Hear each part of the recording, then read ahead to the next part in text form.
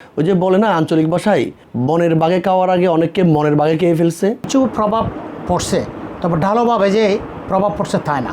চট্টগ্রামে ঠিকমতো কিন্তু মানবগুলি পরিচালিত হচ্ছে। এবং আমাদেরকেও বলা আছে যে আপনারা যারা আমাদের নিয়োগপ্রাপ্ত হবেন তাদের কোনো দলীয় পরিচয় থাকবে না। জনগণ যদি হয়রানি হয় তো জনগণ আন্দোলন করলো কেন? আর এইটা পিপিজিপি নিয়োগের জন্য আসলে অনেক সময় লাগার কথা নয়। এই বিচার বিভাগেরও সংস্কার চলছে, যে আমাদের এই যে পিপি যে নিয়োগের ক্ষেত্রে হয়তো একটু ডিলে আমরা দেখছি।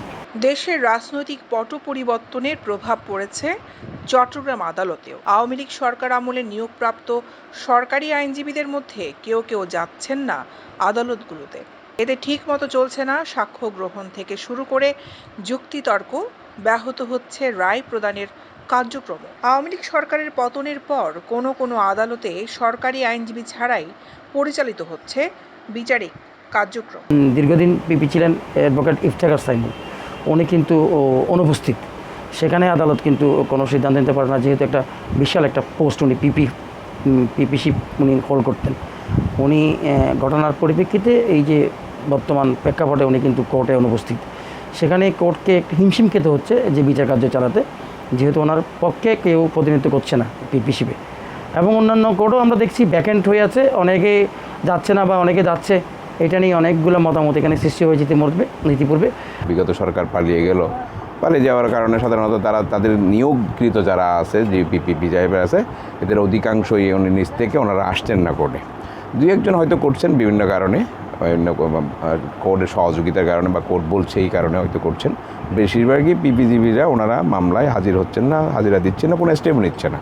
খুব স্বাভাবিকভাবে মামলা চলমান কার্যক্রমটা ধীরগতি হয়ে গেছে। তো আমরা চট্টগ্রামে তো অনেক কোর্টে তো পিপিরা তো দেখতে পাচ্ছি যে অনুপস্থিত। যারা যেখানে আইনমন্ত্রীর মতো মানুষ, ওনার জন্য একজন আইনজীবী দাঁড়াচ্ছে না, ওনার অপকর্মে ভরপুর, তাহলে উনি কর্তৃক নিয়োগকৃত পিপিরা তো অবশ্যই একটা শঙ্কার মধ্যে দিন কাটাচ্ছে। এটাই হচ্ছে মূল বিষয়।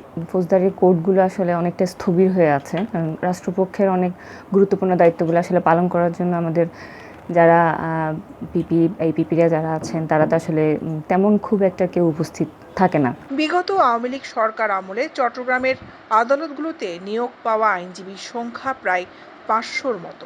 5 জুলাই সরকার পতনের পর তাদের অনেকে স্বেচ্ছায় আদালতে যাচ্ছেন না, আবার অনেকে গেলেও হেনস্থার শিকার হচ্ছেন বলে দাবি আদালত সংশ্লিষ্টদের।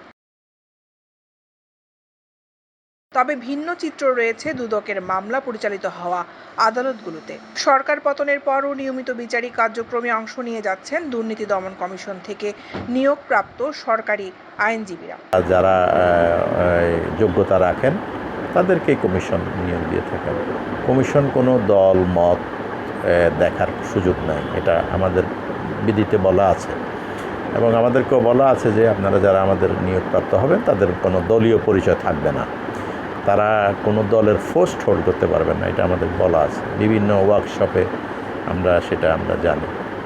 তো কমিশনে এই ক্ষেত্রেও আমাদের এখানেও যদি আপনারা খোঁজখবর নিয়ে দেখেন, এই ক্ষেত্রেও কোনো দল বিবেচনায় কাউকে নিয়োগ দেন নাই, যোগ্যতার বিবেচনায় নিয়োগ দিয়েছেন আমি মনে করি। বর্তমান দায়িত্বে থাকা মহানগর পিপির দাবি, বিগত সরকারের যেহেতু নিয়োগ এখনো বহাল রয়েছে, সেহেতু আইন কর্মকর্তা হিসেবে নিয়মিত আদালতে কার্যক্রমে অংশগ্রহণ করে যাচ্ছেন তারা। তার দাবি, সরকার পতনের ফলে কিছুটা প্রভাব পড়েছে ঠিক, কিন্তু আইন কর্মকর্তার অনুপস্থিতির কারণে আদালতের কার্যক্রম অচল অবস্থা সৃষ্টি হওয়ার মতো পরিবেশ এখনো সৃষ্টি হয় নাই। বিভিন্ন কারণে কয়েকটি আদালতে 2-1 ঠিক মতো না আসলেও প্রায় সরকারি আইনজীবীরা নিয়মিত আদালত করছেন বলে জানান তিনি। যারা নিয়োগ আছে সরকারি আইন কর্মকর্তাগণ অধিকাংশ আদালত করতেছে। কেউ কেউ ব্যক্তিগত কারণে হয়তো আদালতে আসতেছে না, কিন্তু অধিকাংশ করে যাচ্ছে। তো আমি নিজেও ব্যক্তিগতভাবে কোর্ট করি। কিছু প্রভাব পড়ছে, তবে ঢালোভাবে যে প্রভাব পড়ছে তাই না। চট্টগ্রামে ঠিকমতো কিন্তু মামলাগুলি পরিচালিত হচ্ছে, রাষ্ট্রীয় মামলাগুলি।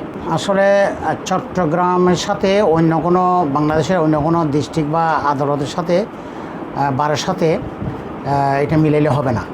চট্টগ্রাম বার হলো আমরা একটা সম্প্রীতি রক্ষা করি। এখানে আমরা আমাদের যে কোনো দল, বিএনপি বলেন, জামাত বলেন, আওয়ামী লীগ বলেন, যারা আছে আমাদের মধ্যে একটা সম্প্রীতি আছে। সুতরাং বর্তমান সরকার যারা আসছে তাদের মধ্যে যারা আনার জন্য আমরা অপেক্ষা করতেছি, তারা যদি এখানে নতুন সেট নিয়ে আসে, প্রজ্ঞাপন জারি হয়ে যাতে তারা যদি নতুন কোনো পিপি নিয়োগ নিয়ে আসে, তাহলে আমরা সানন্দে তাদেরকে ছেড়ে দেওয়ার জন্য প্রস্তুতি নিয়ে আসছি।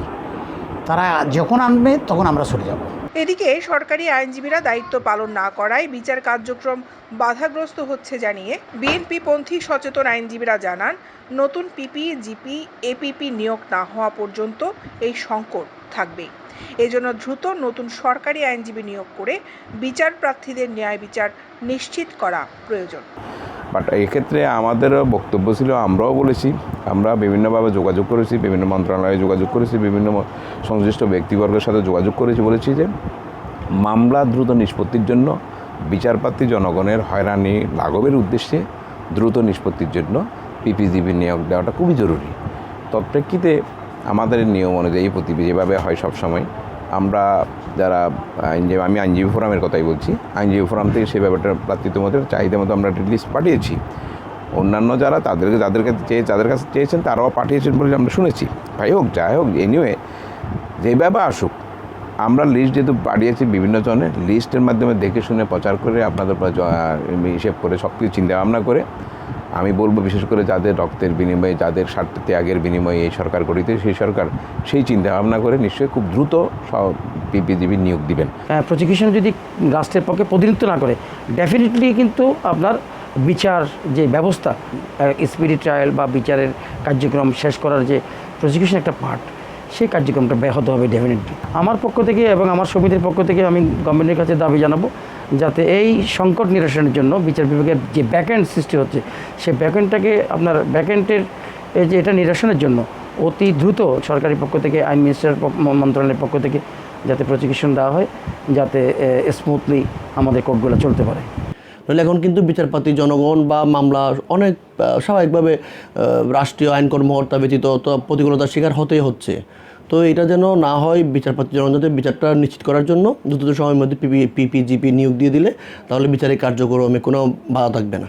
যারা আছেন তাদেরকে যদি আপনারা অ্যাক্টিভ করতে চান তাহলে একটা নির্বাহী আদেশের মাধ্যমে তাদেরকে অ্যাক্টিভ করে দেন, যে আপনারা সবাই থাকেন বা আপনারা আপনাদের সবার কাজকর্ম করতে থাকেন।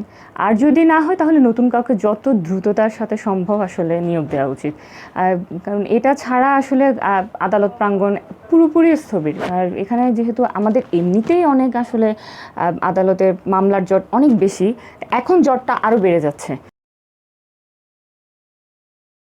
দৈনিক আজাদী নিউজ ডেস্ক।